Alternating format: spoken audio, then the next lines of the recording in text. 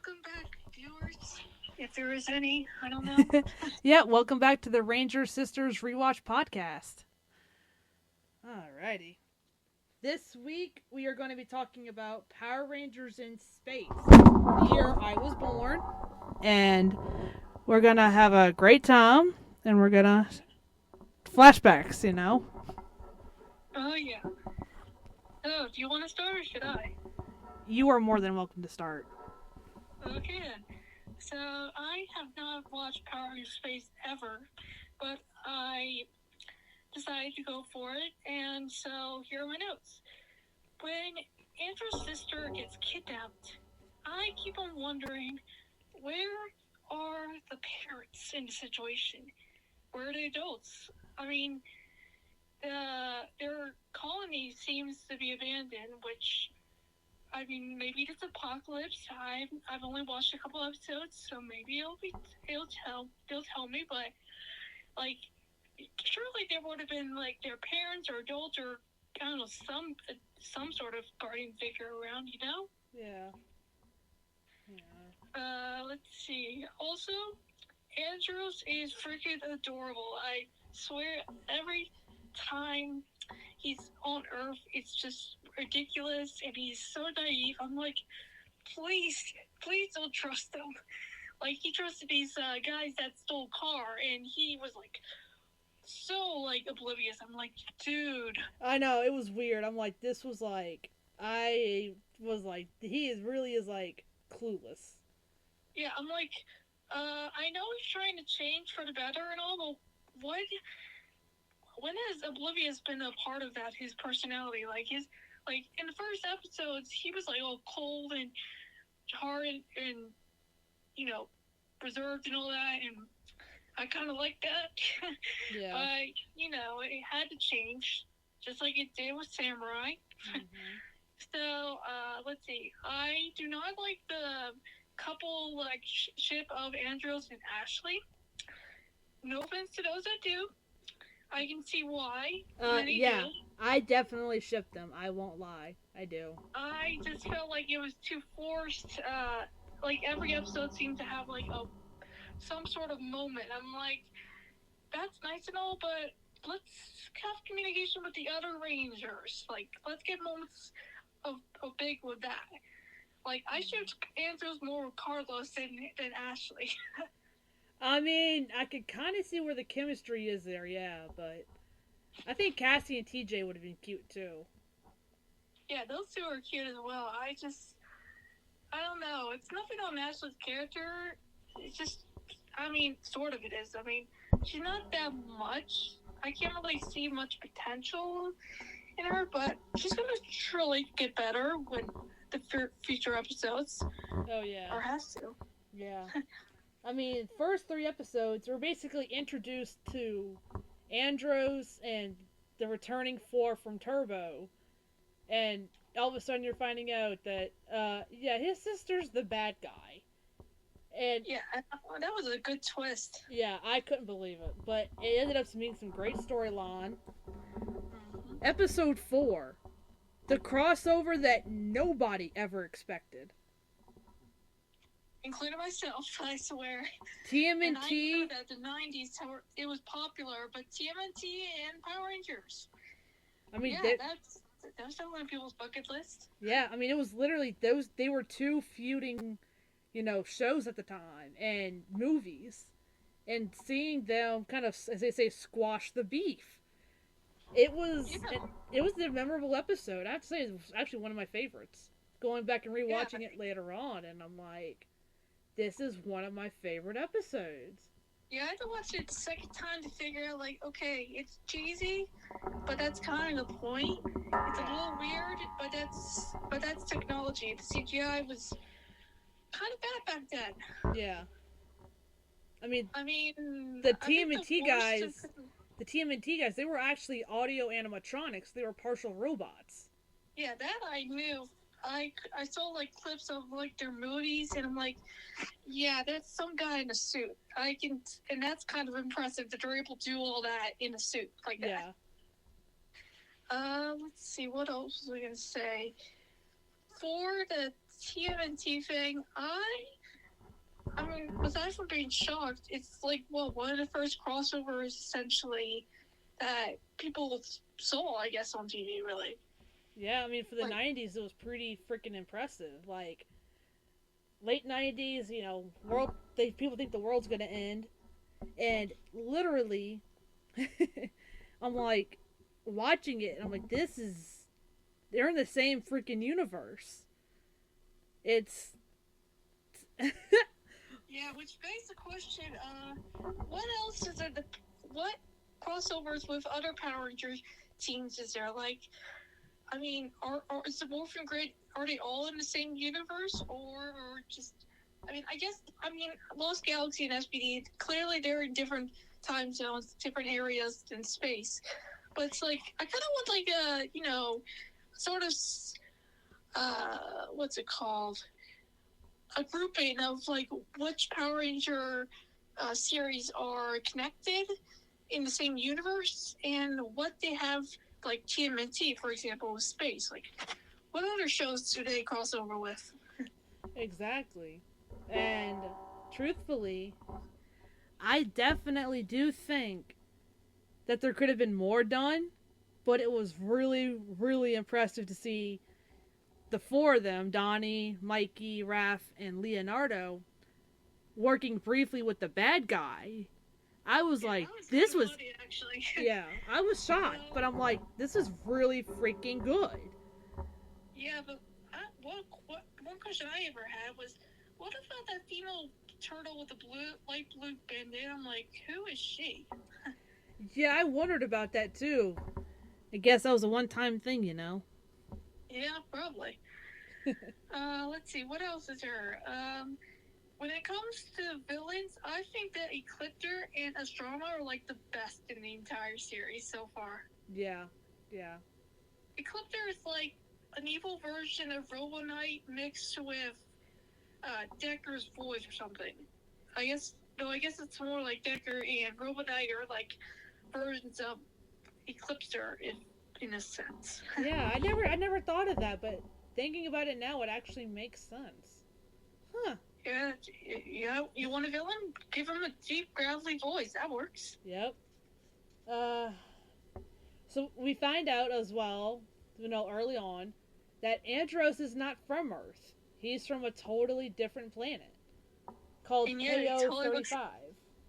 Yeah, but it sort of looks the same, which is obviously because just, money, budget, and all that, and the fact that, it's, I mean, yeah, it still looks the same. It's just, I mean, I don't know, maybe they're going to explore more of the planet later on.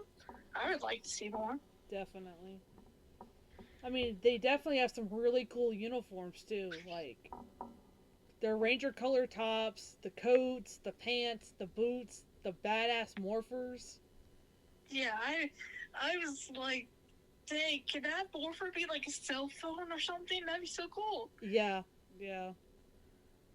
But let's see, Astrada, she's like freaking hilarious in a badass sort of way. And I love the beginning scene with her, like how she was introduced alongside Andros. Yeah. And I'm just like, dang, I think Power Rangers is getting a little dark now. I mean, yes, it could have been dark with Mighty Morphin and Turbo, but it's like, when it comes to villains, they're not going to be like just comedy sort of beliefs in a sense. There's going to be like some real tension. Yeah. Oh, yeah. It's like... So Rita's sister is kind of weird. Yeah. And it's like finding out that, it's... I mean, we're up to episode 7 for me. And we're up to... What episode with you? 11? Yeah. I would have gone with 12, but I don't know. Yeah. Yeah.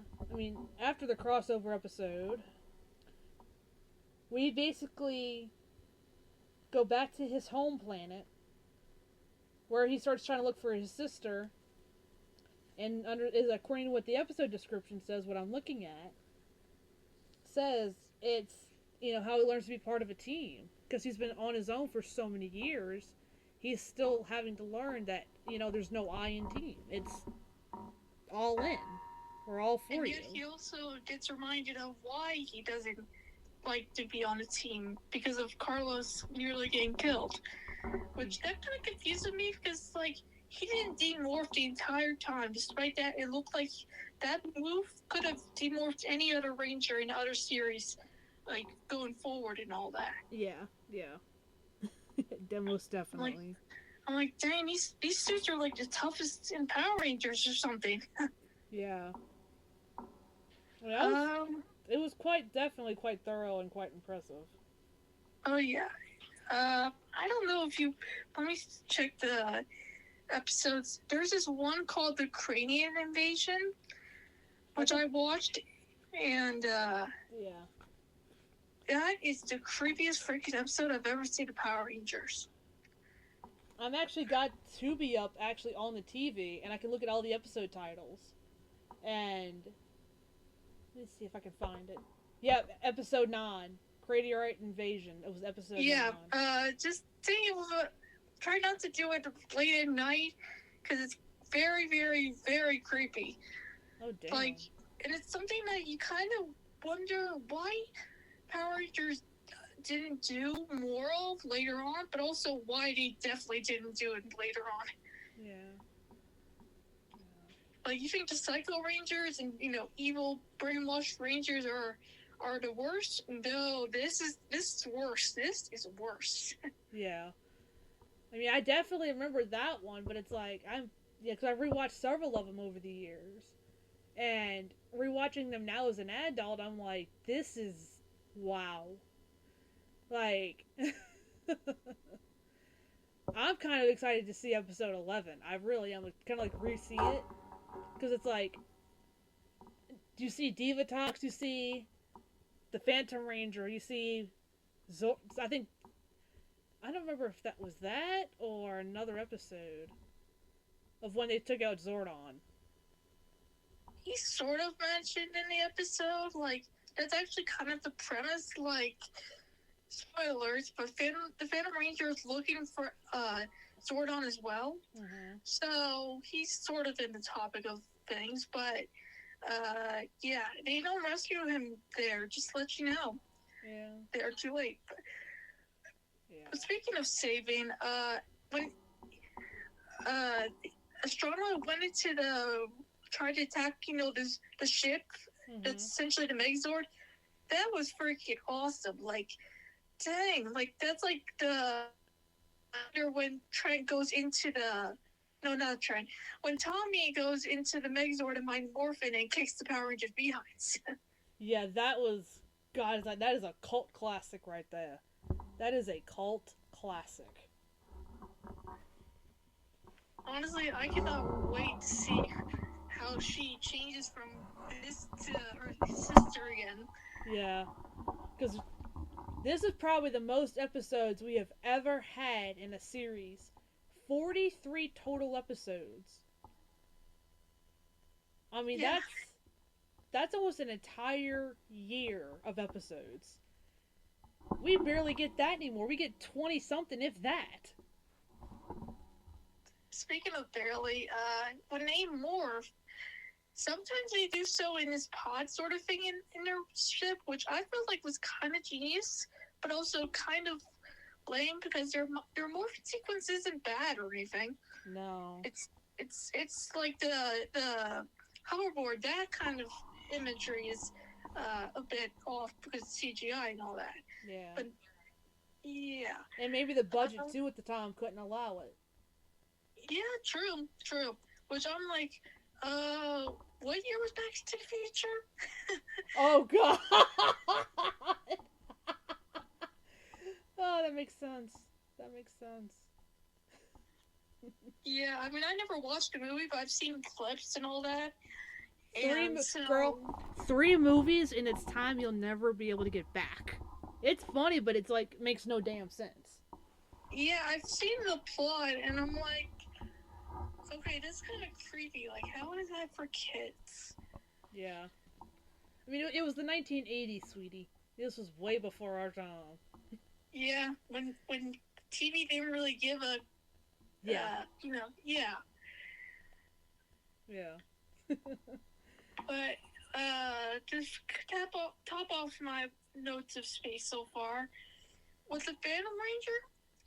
Just so you know, he kind of looks like the Magna Defender from Galaxy, and I'm wondering if that was kind of the inspiration for the character. Unless since I had Galaxy figured out already by then. Yeah. I mean, if it is the inspiration, I have to say, job well done. Hats off. Round of applause. Because that was it's true. pretty damn good marketing. I won't lie. And a good storyline. Like, viewers, if you have not seen Lost Galaxy, you definitely should. The year I was born, that's when it came out. Yeah. Yeah, because Lost Galaxy came out the year after this one. And remember, they had that legendary freaking crossover between them, too. Yeah, so watch Space People before you watch any other series, because we're definitely going to. Yeah. I think we're going to do, 10 to 11 episodes of, the series and a podcast episode. And, we take the notes, we talk about it, and it's like we could talk about the pros and the cons, and honestly, the early days had some of the greatest Power Ranger team-ups we've ever seen, despite CGI capabilities.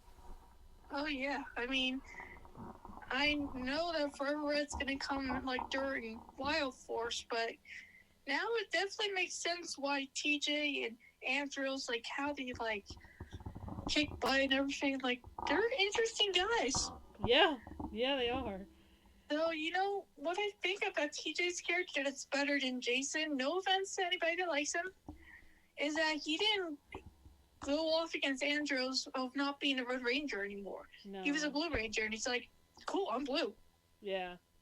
I mean, as we learn later on, it's like we actually have our very first team up in a way from the previous season later on, and we're going to talk about that next podcast episode.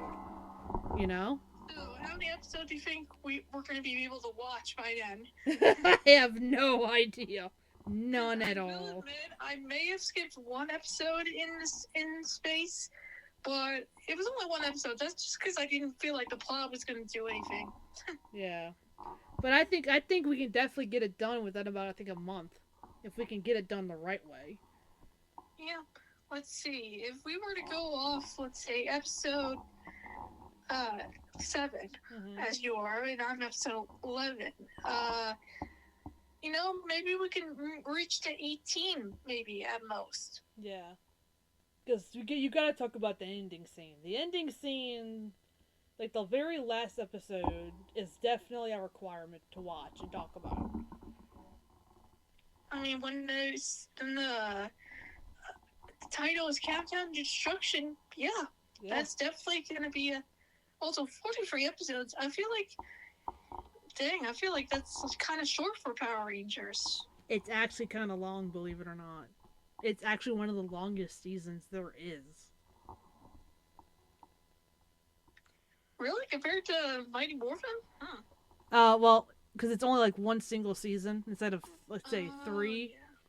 For one single season, 1 year, 43 episodes, and there's 52 weeks in a year. And that's... So I kind of see on Google that Mighty Morphin Season 1 had 60 episodes. 60? I don't think I would be able to survive that, honestly. Hell no. Hells no. At all. Yeah, this episode going down the Rangers of Time is going to be very interesting. Oh, yeah. Yeah. Because this was... The 1998 was the year I was born. And so it's watching the series the year I was, when that came from the year I was born, it's kind of special. It's like a birthday present, Yeah, that's how I felt with Lost Galaxy, because it's I was too young to ever notice this, obviously. And yet, it's kind of amazing what people were able to do in that year. Yeah. So, do you got any more intel? I mean, besides as you know, let's let's talk about it for a second. Sure.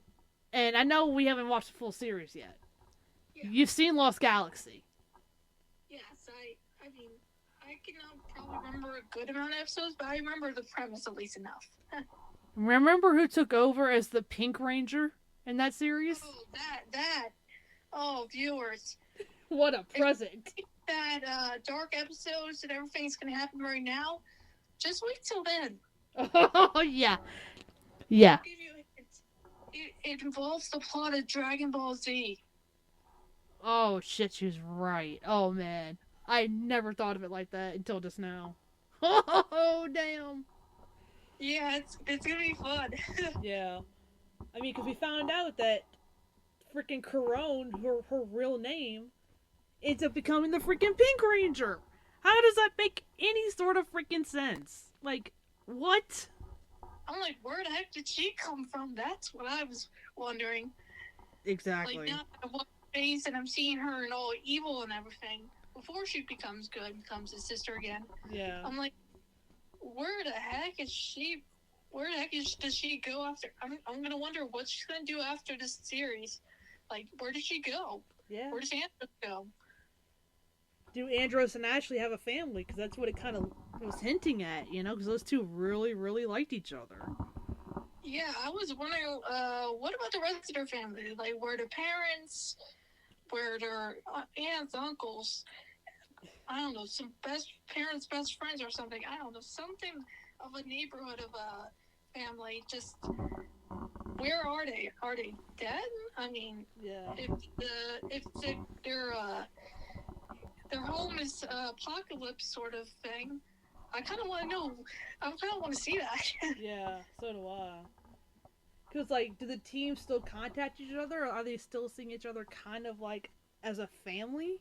You know? I mean, who settles down and has kids, you know? It's kind of curious.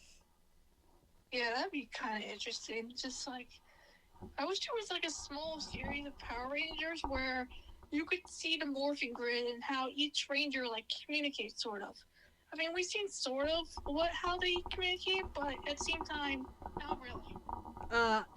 We really won't see what the morphing grid looks like until Operation Overdrive, which is a decade later, almost. Speaking of Operation Overdrive, RPM, I feel like space kind of inspired RPM, like the premise, of, like the whole apocalypse sort of thing, except that RPM actually has people in it as opposed to Andros and Corone's planet is like nothing. Yeah, unless it's a totally different universe. You know, that too. It's gonna be interesting to see. So if it is in the same universe, it could be why there's humans in RPM, because they were able to learn from what happened to Andros and Corone's home and be better defended for it. I mean, I know there was like computer virus and that sort of thing, but I'm like, outside forces. Yeah, totally. Well, I got nothing more to add. What about you? Not really. It's like, my one main question is, what's gonna happen to all the baddies? Because if you think about it, it was like a continuous loop of the good guys, the bad guys, and the main baddies, Dark Spectre, Ecliptor, Astronema, and their freaking goonies, their little foot soldiers. What's gonna, like... They don't just up and disappear, you know? That's... Yeah. Rita comes back as a robot or something in the anniversary, so where are the rest of them? Exactly my point. I mean, we know what Crone's gonna be. We don't know how, but we know she's gonna eventually, turn good and stay alive. Yeah. Gosh, you don't really know. Exactly. You just don't know. Yeah. But, I mean, I've got nothing else. I mean, I've got a few more questions, but that's going to be for next week's episode. Sounds good to me. Alright. So, I'm Jess. And I'm Bree. And this has been the Ranger Sisters Rewatch Podcast. See you later. Bye.